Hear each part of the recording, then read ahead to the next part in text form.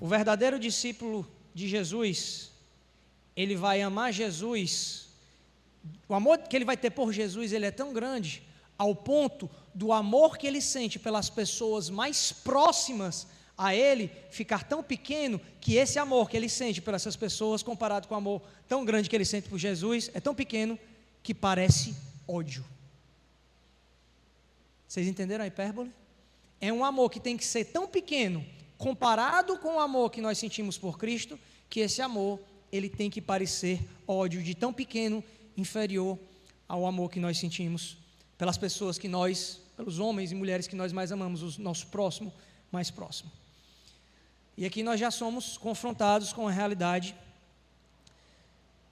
que as Escrituras deixam muito claro. Por exemplo, lá em Mateus 10:37, quem ama o pai ou a mãe mais do que a mim, fica mais claro nesse versículo, não é digno de mim. Quem ama o filho ou a filha mais do que a mim, não é digno de mim. Quando nós falamos nesse tipo de amor, no amor que nós devemos sentir por Jesus, nós não estamos falando apenas de sentimentos, nós estamos falando de amar Jesus com todo o nosso ser. E aqui, para não ficar palavras vazias, o que é amar Jesus de todo o nosso ser?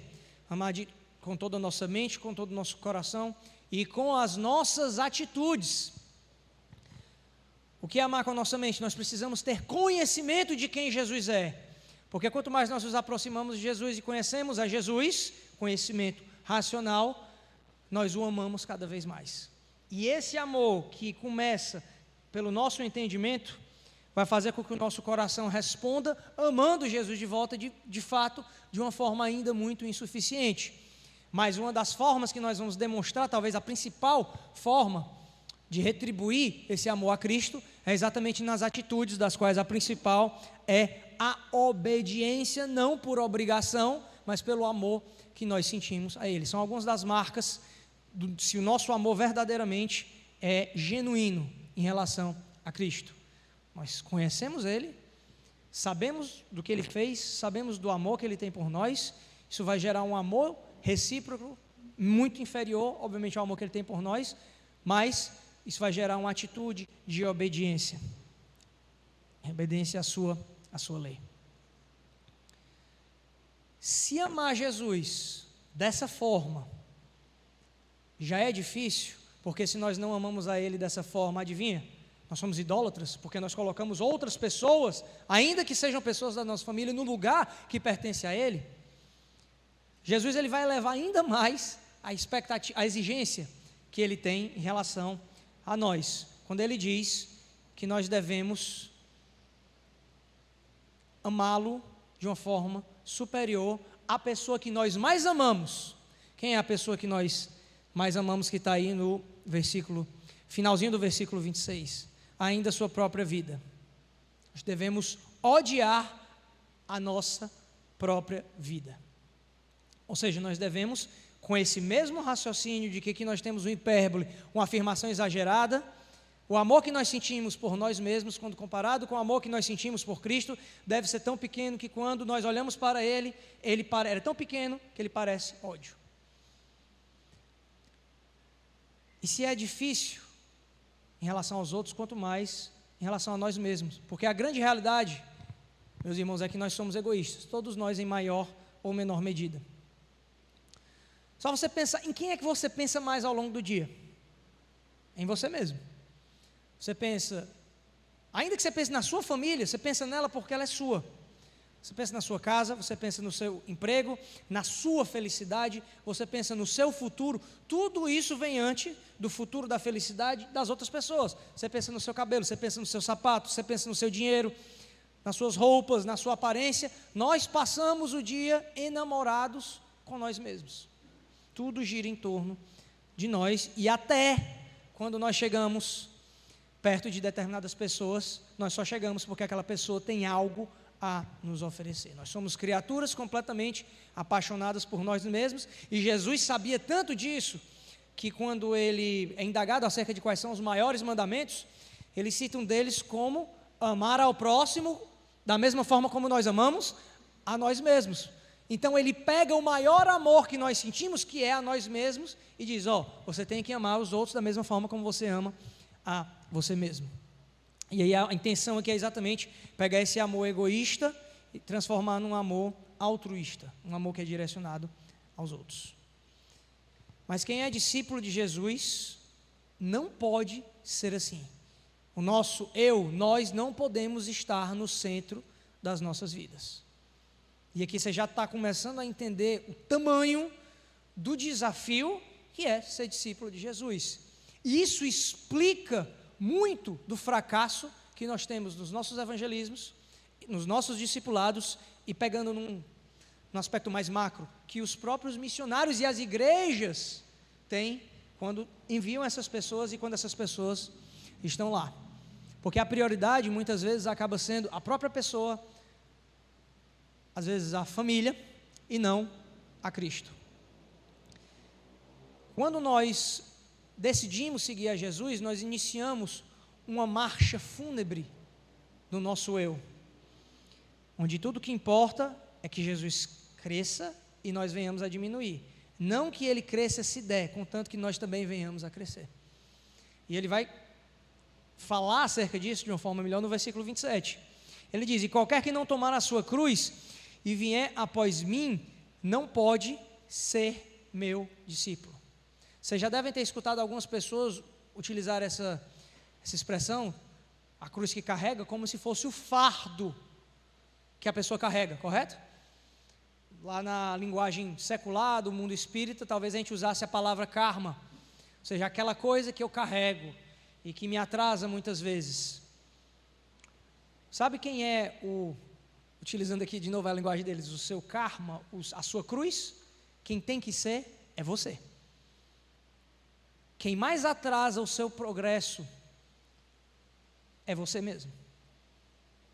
Porque você está deturpando uma passagem das Escrituras. Não é isso que Jesus está querendo dizer aqui. O que ele está querendo dizer, é só você entender o contexto da época. Quando Jesus falou isso, todo mundo que estava escutando ele sabia o que era carregar a cruz. E quem é que carregava a cruz? Eram todos aqueles que eram condenados. Depois da condenação, depois que uma sentença por um tribunal romano era expedido em relação àquela pessoa praticamente, por falta de palavra, desfilava nas ruas carregando a sua cruz, porque ali era uma declaração pública de que ela era culpada, de que ela havia sido sentenciada à morte por causa dos crimes que ela havia cometido. Era uma forma humilhante de Roma demonstrar a culpa daquelas pessoas. O verdadeiro discípulo de Jesus tem que carregar a sua cruz, que não é, nesse sentido, não é karma, não é nada, é simplesmente uma admissão pública de que nós somos culpados. De quê? Por uma autoridade superior. Nós somos culpados perante Deus, porque nós somos criminosos. Nós cometemos crimes contra o maior juiz, o maior legislador que existe, que é o nosso Deus. Então, carregar a cruz significa, tem esse sentido de publicamente demonstrar que de fato nós somos culpados, mas que nós nos submetemos à maior autoridade que existe, que é o próprio Jesus. E lembra que a cruz era uma forma de você demonstrar que você estava indo em direção à morte certa? E é a mesma coisa conosco. Carregar a cruz significa que o nosso eu, que nós, como nós conhecemos, tem que estar nessa marcha fúnebre. Como é o nome desse processo que dura a vida toda? É a nossa santificação. Quando nós nos afastamos cada vez mais dos nossos pecados, em direção a Deus, e como discípulos de Cristo, nos tornamos cada vez mais parecidos com o Senhor Jesus, nos afastando daquela pessoa que nós éramos quando nós iniciamos a nossa caminhada. Então, basicamente, carregar a nossa cruz significa morrer para si mesmo. Ao mesmo tempo em que nós declaramos que nós somos culpados, mas que nós nos submetemos a uma autoridade maior, que não só nos declarou culpado, mas também nos perdoou por causa da grande obra que Ele fez por meio da cruz, que é Jesus Cristo. Nós não iremos conseguir viver para Cristo até que nós venhamos a morrer para nós mesmos. Então, olha só, ele continua dizendo que nós devemos carregar a nossa cruz e seguir após ele. Seguir após alguém significa estar logo atrás dessa pessoa, nem na frente e nem lá atrás. Ou seja, indica aqui uma proximidade desse discípulo em relação a Jesus. É a proximidade a Cristo que faz com que nós não venhamos a tentar ir na frente dele, como se nós fôssemos mais importantes do que ele. E essa proximidade, estar logo atrás de Jesus, que faz com que nós não venhamos a estar muito atrás dele, porque se nós ficamos atrás de Jesus, nós perdemos a intimidade com ele e logo somos tragados pelo mundo, por nós mesmos ou pelo nosso inimigo. E quando você segue a Jesus, ele não diz necessariamente para onde você está indo, ele não lhe dá um plano adiantado de como é que vai ser o seu percurso, quando você está carregando essa sua cruz, nesse processo até o fim da sua vida, mas ele garante duas coisas. Primeiro é que ele vai estar com você até a consumação dos séculos, ou seja, seguir a Jesus, ser um discípulo de Jesus, significa que você jamais vai estar sozinho nessa caminhada. O caminho vai ser difícil, vão ter percalços, você vai querer desistir, você vai sentir a tentação de seguir atalhos, seguir pelo caminho largo, mas aquele que começou a boa obra em você, irá terminá-la, que é o segundo aspecto. Ele não só vai estar com você, como ele vai garantir que aquela boa obra que ele começou, ela vai chegar até o último dia da sua vida, ela vai ser uma obra completa, porque ela é uma obra que em essência é executada por ele, e não necessariamente por você, apesar de que nós todos temos a nossa parcela. Então, em outras palavras, nós temos certeza de que Cristo cuida daqueles que o seguem, dos seus discípulos, e que Ele nos sustenta até o final dessa jornada para que nós venhamos a chegar à eternidade. E eu pergunto para vocês, qual foi a última vez que você evangelizando alguém, você falou sobre isso? Qual foi a última vez que você deu essas garantias e disse, você não vai estar só e a sua missão pessoal vai ser um sucesso? Agora tem que carregar a cruz, tem que morrer para si mesmo. Tem que, nesse sentido, ter um amor maior a Cristo do que a qualquer outras coisas. Aí vocês estão começando a entender porque que às vezes o nosso evangelismo, ele é tão ineficaz, porque é simplesmente mais fácil nós chegarmos para as pessoas e falar, Jesus te ama, do que nós dizemos, ok, Jesus te ama, o preço que ele pagou foi esse, agora, olha o que você tem que fazer, olha quem você tem que ser a partir de agora, porque nós sabemos que uma vez que as pessoas escutam isso, muitas delas não vão querer seguir a Cristo, mas aí já não é problema nosso. Nós fazemos aquilo que Cristo nos ordena. E se aquela pessoa, vocês sabem muito bem, foi um eleito, ela pode até virar as costas, mas depois ela vai seguir os caminhos do Senhor. E aqui nós chegamos, nos versículos 28 a 30, pessoalmente, na parte mais fantástica que eu acho dessa passagem, que são essas duas parábolas. Olha só. Na verdade, ele vai falar dessa primeira aqui, ó.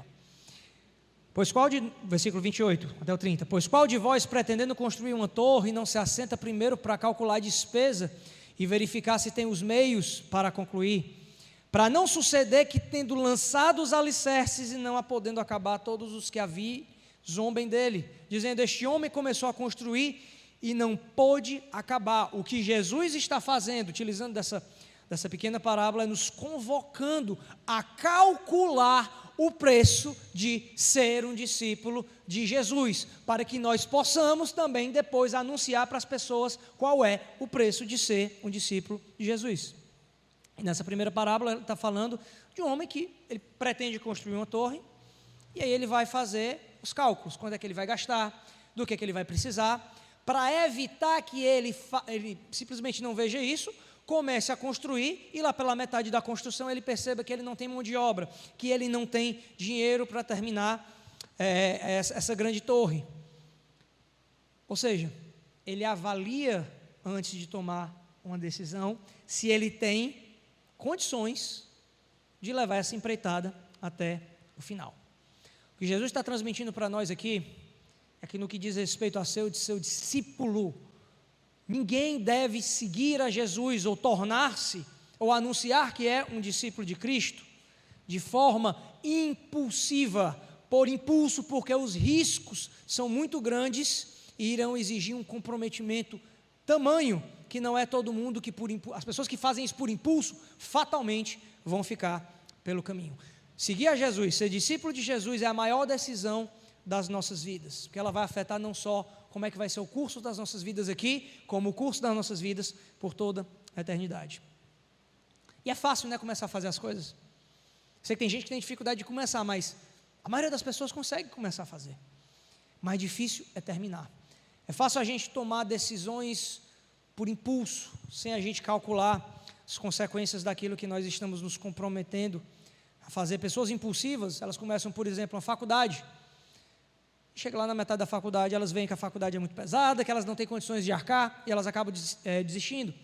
Pessoas impulsivas até começam a juntar dinheiro, mas na primeira despesa, que às vezes nem precisa ser muito grande, aquela pequena poupancinha que elas fazem, elas vão lá e gastam. Pessoas impulsivas gastam muito em cartão de crédito, porque elas sentem a necessidade de comprar, não calculam que não vão ter o dinheiro no mês seguinte e acabam se endividando. E tem pessoas que fazem isso com coisas mais sérias, como por exemplo o casamento. Se empolga, vê várias cerimônias, se sente apaixonada, ele me completa e acha que o casamento é um quebra-cabeça que só tem que completar um ao outro, e se casa, e quando vem o casamento em si, não aguenta a pressão, muitas vezes até se divorciando. Pessoas fazem isso com filhos. Eu adoraria ter um filho, criança é tão lindo, e aí quando tem, não aguenta a pressão, e vai botar o menino para a creche e para os avós criarem. Porque são pessoas impulsivas, que não calcularam o preço de serem maridos ou mulheres, de serem pais ou mães. E é principalmente essas pessoas, muitas vezes, que vêm para um culto, que escutam uma pregação, e por causa de uma emoção momentânea, para sair de um problema, ou porque naquele momento elas estão se sentindo frágeis, elas confessam a Cristo. E aí quando a coisa começa a apertar, quando os velhos amigos batem na porta, trazendo aquela velha tentação, ou então, quando o seu emprego, lá no seu emprego, você tem que tomar uma decisão que talvez custe o seu emprego, porque você é crente, ou em algumas outras ocasiões, talvez até você seja preso ou morto. Quando a coisa aperta, essas pessoas que tomaram uma decisão impulsiva, elas vão perceber que de fato elas não são discípulas de Cristo. E depois a gente se pergunta por que que nós não conseguimos fazer discípulos. Porque muitas pessoas ou são discípulos meia boca, ou então não são verdadeiros discípulos. E o que acontece? Aquele crente sai da igreja, e da mesma forma como aquele homem que não conseguiu construir aquela torre, que as pessoas passam e zombam dele, as pessoas começam a zombar daquela pessoa. Tá vendo? Tão moralista, tinha virado crente, parou de beber, tá aí na calçada, todo quebrado, todo vomitado, confissão, serviu de nada. Eu segui esse Jesus aí, não tem nem perigo. Igreja é igual ao mundo, tudo igual. Você já deve ter escutado isso. Por causa do mau testemunho de um suposto discípulo de Jesus. E acaba que esse discípulo de Jesus, ele faz convertidos ao contrário. Ele cauteriza a mente de pessoas que pegam em abuso do evangelho por causa do mau testemunho dele, porque ele tomou uma decisão impulsiva. Passou o tempo todo com a Bíblia debaixo do braço, moralista, tá aí, traiu a esposa, se divorciou. Ou a filha, olha como é que a filha é pior do que uma prostituta. Ou então o filho também sem que, para a gente ser igual, o filho também, o que é que o filho faz? E as pessoas zombam. Zombam não só daquela pessoa, zombam não só da igreja do Senhor, como zombam do próprio Senhor Jesus. Tudo por causa de pessoas que tomaram decisões impulsivas e se tornaram evangelistas ao contrário. Então é afastando as pessoas de Cristo. E eu poderia dar muitos exemplos como esse, exemplos que vocês talvez devam conhecer na vida de vocês, principalmente quem tem longas caminhadas. Eu me lembro, inclusive, de uma pessoa da primeira igreja que eu fui.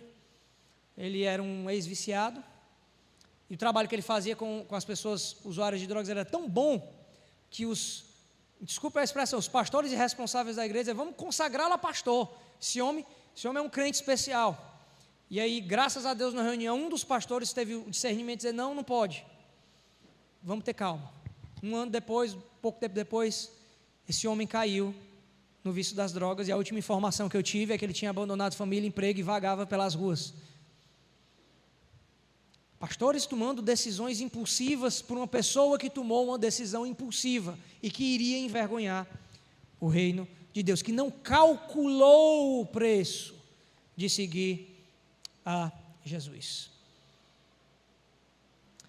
A igreja evangélica tem uma grande parcela de culpa por isso acontecer, porque com tanta frequência nós nos acostumamos com simplesmente pessoas tomando decisões, ou seja, nós fizemos, o vídeo, muitas vezes pregando a palavra, mas nós não fazemos discípulos. Fazer discípulo envolve ensinar. Tem o batismo, tem principalmente o ensino, tem o acompanhamento daquela pessoa por um discípulo de Jesus. E você sabe que o discipulado envolve intimidade. Se eu vou discipular uma pessoa, se eu vou como discípulo de Jesus, pegar essa pessoa, promover a continuidade das missões, da missão, que não acaba só com evangelizar, e fazer com que aquela pessoa se firme na fé, mas na verdade eu mesmo tenho uma vida bagunçada. Vocês imaginem o resultado desse discipulado. Pessoas que não calculam o preço de seguir a Cristo. E aí ele vai continuar dando outra parábola. Versículo 31 e 32. Ou qual é o rei que indo para combater outro rei, não se assenta primeiro para calcular se com 10.000 homens poderá enfrentar o que vem contra ele com 20.000. Caso contrário, estando o outro ainda longe, envia-lhe uma embaixada pedindo condições de paz. Jesus aqui está meio que reforçando o que ele está dizendo, só que ele está se dirigindo a um outro tipo de público, não mais aqueles que dizem de forma impulsiva que vão segui-lo, mas aqueles que dizem, eu não vou segui-lo. Se você chegar e disser, ok, entendi, beleza, o preço é alto demais, calculei, não quero esse Jesus na minha vida, não tenho condições de atender às demandas desse Jesus. Você pode até escolher não ser um discípulo de Jesus, mas o preço também é alto, aliás, é mais alto do que você ser um discípulo impulsivo. Essa parábola, Jesus está falando de dois reis que são inimigos, possuem dois exércitos, um tem um de 10.000 e um tem um de 20.000, e o de 10.000 vê que o de 20.000 está vindo, e o que é que esse homem, ele faz, esse rei? Ele senta e ele calcula, será que eu posso ir contra ele? Perceba que aqui é diferente, aqui é embate, aqui é oposição, e aí ele vê, não dá, eu vou acabar o meu exército, ele é menor, eu vou enviar um mensageiro de paz, porque é impossível vencer esse rei, ele é mais poderoso do que eu, e não resta para mim nenhuma alternativa a não ser me render de forma absoluta a esse rei mais poderoso do que eu. Então Jesus aqui está se voltando para essas pessoas que não dizem que vão pagar o preço, mas depois voltam atrás, porque tomaram a decisão de forma impulsiva. Ele se volta para aqueles que dizem, eu não vou pagar o preço. Adivinha quem é o rei mais fraco dessa parábola? É você. Se é que tem alguém aqui, ou são as pessoas que decidem dizer, eu não vou pagar esse preço, eu não estou disposto a ser um discípulo de Jesus. E quem é o rei mais poderoso, que vem com um exército mais poderoso, e que se você não decidir fazer as pazes com ele, entrar no time dele, ele vai lhe massacrar e vai lhe destruir, você e todo o seu reino. Esse é o próprio Senhor Jesus. Se você se negar a pagar o preço de ser um discípulo de Jesus, se você escolher não ser com ele, automaticamente você vai escolher ser contra ele. E saiba que quando Jesus ele vem, Ele não vem mais como o cordeiro manso da sua primeira vinda. Ele vem como um poderoso juiz de toda a terra. E eu não estou só falando no aspecto escatológico, estou falando no aspecto das pessoas que escolhem não serem discípulos de Cristo, morrem antes da segunda vinda e vão ter que se confrontar com aquele Jesus que elas se recusaram a ser o seu discípulo. Não tem saída.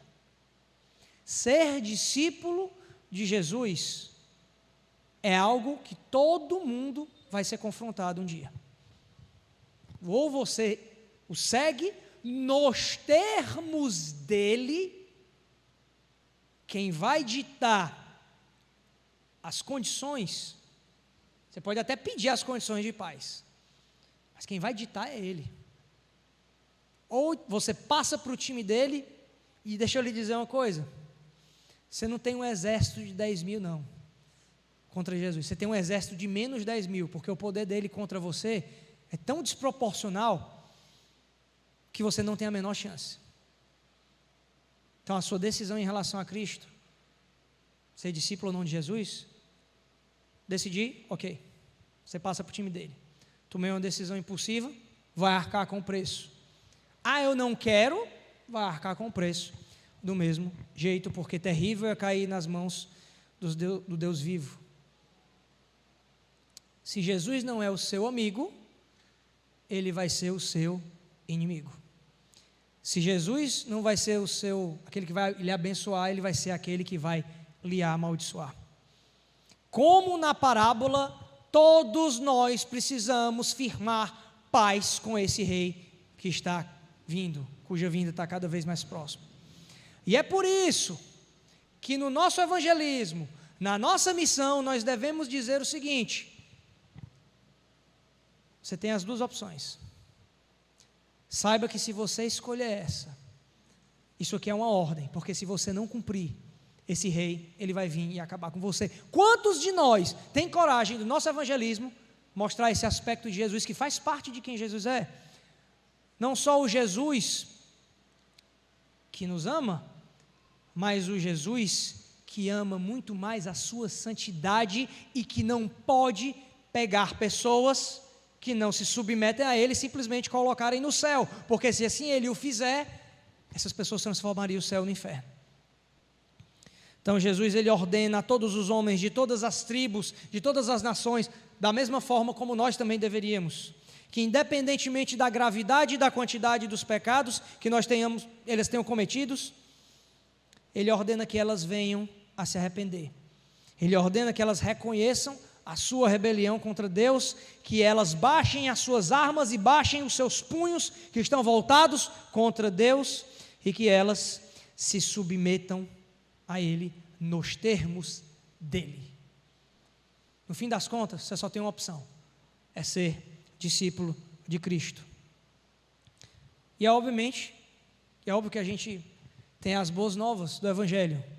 Hoje não é pela guerra, hoje é pela paz. Ele quer que nós venhamos a ter a paz com Ele, para que depois nós venha a ter a paz que excede todo o entendimento, que é uma consequência de estar em paz com o nosso Deus. Mas lembrando, os termos de paz são dele, não os nossos. Ele oferece a salvação, mas ele quer a sua rendição. E quais são os termos desse acordo de paz? Você tem que aborrecer ou odiar aqueles que você mais ama. Você tem que odiar a sua própria vida, no sentido de amar mais a Cristo, bem mais do que a você mesmo. Você tem que carregar a sua cruz, senão você não tem condições de ser discípulo de Jesus, e muito menos de sair aí tentando fazer discípulos de Cristo. Não aceitou, infelizmente, esse rei vai julgar você. E para deixar tudo muito mais claro, olha o que ele diz no 33: assim, pois todo aquele que dentre vós não renuncia a tudo o quanto tem, não pode ser o meu discípulo. E para que não deixe dúvida, ele usa a palavra aqui, tudo. Você tem que renunciar a tudo, você tem que transferir a posse de quem você é e do que você tem para Jesus, porque a sua vida não é mais a sua vida não é mais a sua, é dele. O seu tempo não é só totalmente mais agora seu, é o tempo dele. O seu futuro não é mais o seu futuro, é o futuro dele. Os seus planos não são mais os seus planos, os planos são agora dele. O seu dinheiro, a sua família, o seu emprego, os seus filhos, o seu casamento, o ar que você respira, nada disso mais pertence a você, é tudo dele. É uma renúncia completa. Pregar esse texto é difícil, porque eu sei que eu estou aquém. E segundo, porque eu sei que muitas pessoas vão sair daqui hoje, ou pelo menos, espero que não muitas, mas pelo menos algumas, e vão esquecer do que foi dito. Para essas pessoas, Jesus, ele conhece tanto o coração dos homens, que ele não termina o seu sermão aqui, ele continua. Ele vai dar uma última advertência, talvez a mais pesada de todas. 34 e 35 versículos. O sal é certamente bom, caso porém se torne insípido, como restaurar-lhe o sabor? Nem presta para a terra, nem mesmo para o monturo. Lançam-no fora, quem tem ouvidos para ouvir, ouça. Você se lembra dessa comparação de Jesus, os seus discípulos com o sal? Nós somos, o sal da terra, e obviamente nós somos aqueles responsáveis. Nós vivemos em um mundo, não só um mundo descartável, mas um mundo que está se estragando, que está perecendo a cada dia que passa. Nós somos esse sal que conserva esse mundo para que ele não estrague na velocidade absurda, não se corrompa por completo, que ele se corromperia caso nós não estivéssemos aqui. E o nosso instrumento para fazer isso é a pregação do Evangelho do Senhor, é resgatar. O barco vai afundar. Tem crente, tem missionário que quer salvar o barco. Você tem que salvar quem está dentro do barco e botar no bote. O barco vai afundar. É por isso que a gente bota tanta expectativa em político, porque a gente quer salvar o barco. Não se concentre no barco. O barco nunca foi feito para flutuar pela eternidade. Nós vivemos em um planeta descartável. Esse mundo é descartável. Pertence a Deus? Pertence, mas Ele vai fazer coisa muito melhor quando Ele vier, que vai ter o novo céu e nova terra. Nós precisamos pegar quem está no barco e botar no bote, e nos afastarmos cada vez mais desse barco que vai afundar. A gente perde muito tempo tentando salvar aquilo que não dá para salvar. E o que ele está dizendo é exatamente isso. Vai estragar. Nós estamos aqui como um efeito de diminuir o impacto de algo que vai acontecer. E vai acontecer quando a igreja não estiver mais aqui. Aí ele vai falar, pegando essa analogia aqui do sal. Você sabia que nem todo sal é sal?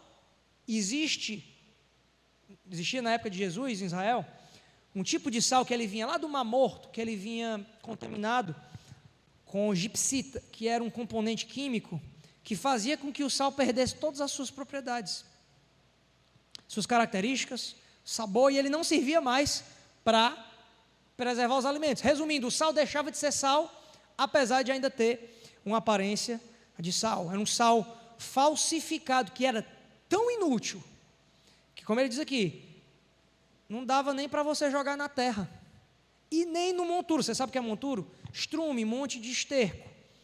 O estrume, você usa o estrume para o solo, para que através dos nutrientes que tem no estrume, você venha a crescer, plantas. Esse sal era tão desgraçado, de ruim, que se você botasse ele no monturo, ele estragava o estrume, e o estrume ficava sem servir. E se você jogasse na terra, aonde ele caísse, não crescia nada, por causa que ele era contaminado com esse componente químico. Ou seja, aquele sal só servia para tornar o solo infértil, para ser jogado fora em outro canto, que nem na terra, nem no estrume, ele servia para ser jogado.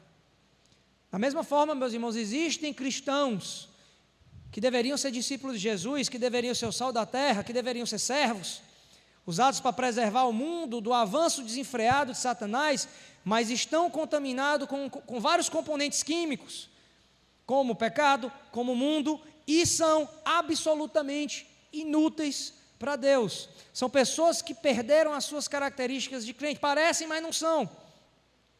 E sabe qual é uma das maiores características de um crente? É a capacidade de fazer discípulo, é a capacidade de se reproduzir espiritualmente. Existem crentes que espiritualmente são estéreis, não se reproduzem, não fazem discípulos, e às vezes até tentam, mas não conseguem porque eles mesmos são discípulos meia boca, ou então nem são discípulos de verdade, são como esse sal e chegam a ser tóxicos. Onde eles chegam, onde eles são colocados, eles contaminam o ambiente, eles deixam o ambiente que não floresce mais. Da mesma forma como esse sal, que não é sal, era jogado e deixava tudo estéril. São pessoas que são tóxicas para a igreja, influenciam de forma negativa, contaminam os irmãos com práticas que contrariam o Deus a quem eles dizem servir. São falsos discípulos de Jesus. E existem falsos discípulos de Jesus aqui e aqui.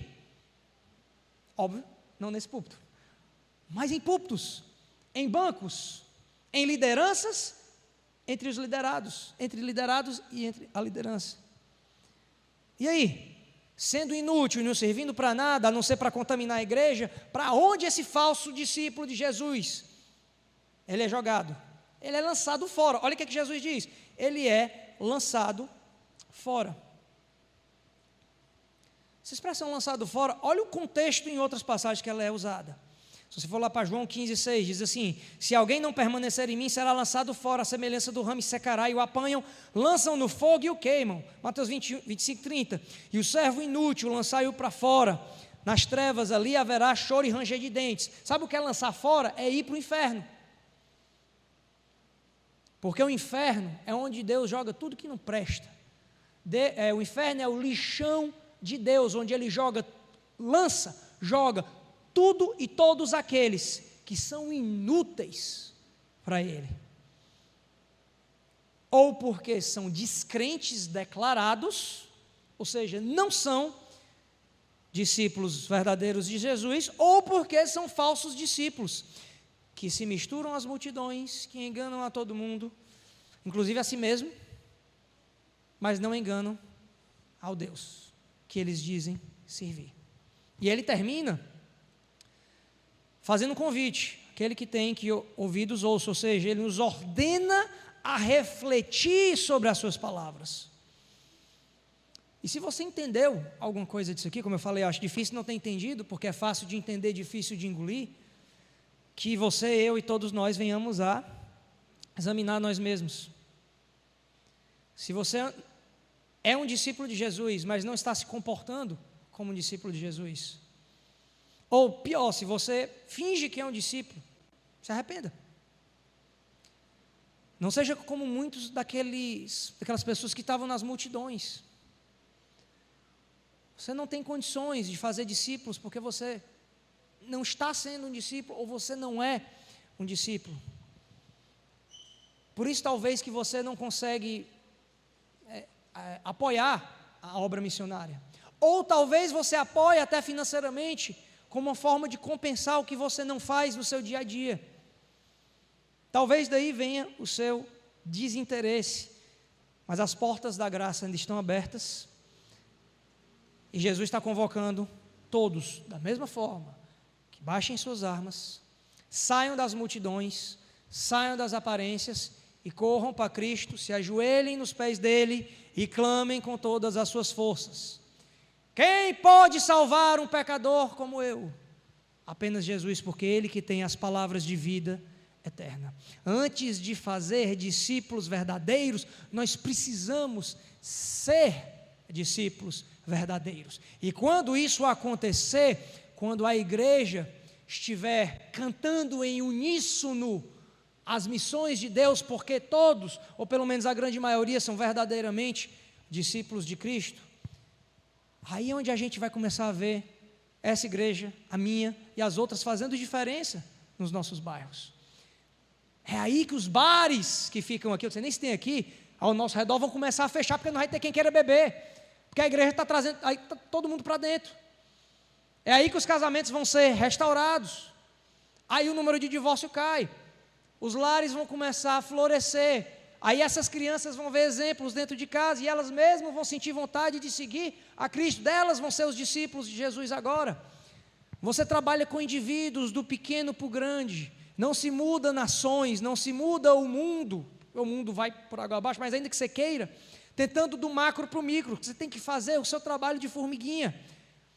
É você, o discípulo de Jesus, Sendo da boca para fora, não, sendo verdadeiro discípulo de Jesus, para que você não seja estéril, para que você seja um discípulo que faz missões nas escolas, na sua escola, no seu trabalho, na sua vizinhança e principalmente na sua casa.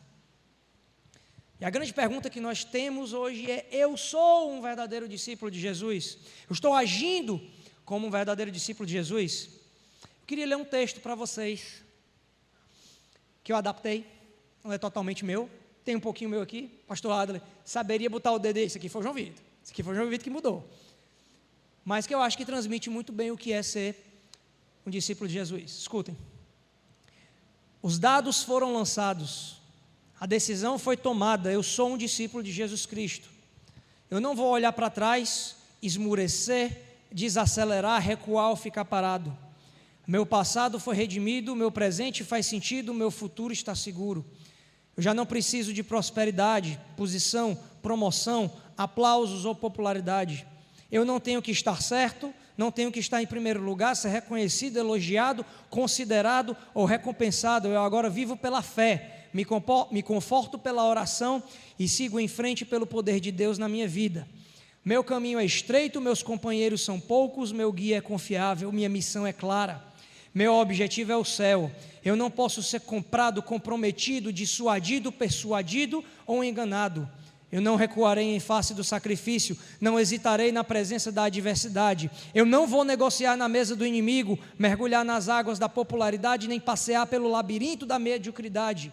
Eu não vou desistir ou me calar até que eu tenha guardado, pregado e defendido o Evangelho de Jesus Cristo. Eu vou trabalhar para o Senhor até não ter forças, pregar até que todos saibam que Jesus Cristo é o Senhor e me doar para a obra até que Ele venha. E quando Ele vier para levar os seus, Ele não terá nenhuma dificuldade em me reconhecer como seu seguidor, porque quando a trombeta tocar, eu ouvirei a voz do meu mestre, porque a cruz do Evangelho de Jesus está estampada na minha bandeira para todos verem e cravada no meu coração. Eu sou um discípulo de Jesus Cristo.